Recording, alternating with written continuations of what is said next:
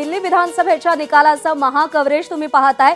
एक नजर आकडेवारीवर टाकूया। भाजप 43 जागांवर आघाडीवर आहे, तर आप 27 जागांवर आघाडीवर आहे आणि भाजपला जी आघाडी मिळाली आहे त्याचे पडसाद आता दिल्लीमध्ये दिसतायत। दिल्लीमध्ये भाजपचं सेलिब्रेशन सुरू झालेलं आहे आणि हाच मुद्दा घेऊन आपण जाऊयात। व्यंकटेश केसरी सुद्धा आपल्या सोबत आहेत। सर, जो मुद्दा आता या प्रतिक्रियांमध्ये आपण पाहिला तो मुद्दा होता धर्माचा।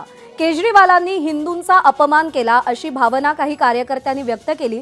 दिल्लीच्या या संपूर्ण निकालामध्ये धर्म हा फॅक्टर किती महत्त्वाचा ठरला?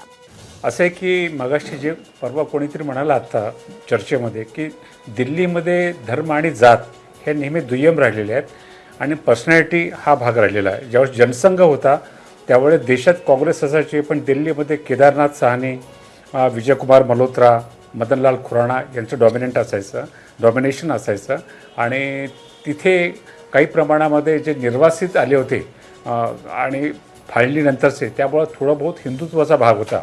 पण जसं जसं दिल्लीचं स्वरूप बदलू लागलं आणि तिथे बाहेरचे लोक येऊन मोठ्या प्रमाणात स्थलांतरित झाले, मध्यमवर्ग आला आणि त्याच्यानंतर तिथे कास्ट फॅक्टर आणि रिलिजियस फॅक्टर हा कधी राहिला नाही निवडणुकीमध्ये, जो भारतातल्या इतर राज्यामध्ये म्हणजे दिल्लीच्या शेजारचं जसं आहे, हरियाणामध्ये जाट फॅक्टर आहे, उत्तर प्रदेशमध्ये आहे, जाती तिथं ओबीसी फॅक्टर आहे, त्याच्यानंतर बिहारमध्ये आहे, झारखंडमध्ये आदिवासी आहेत, तसं दिल्लीमध्ये नव्हतं।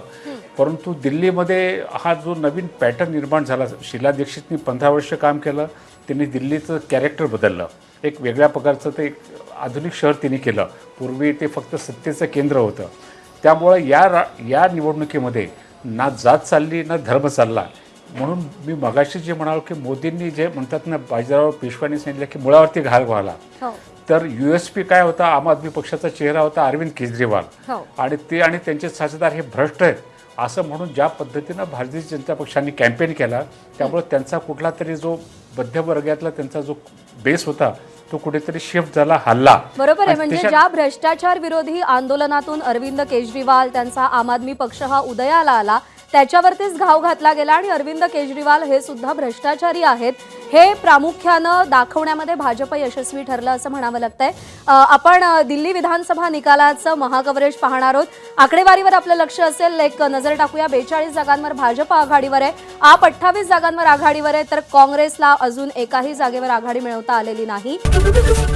एबीपी माझा, उघडा डोळे बघा नीट।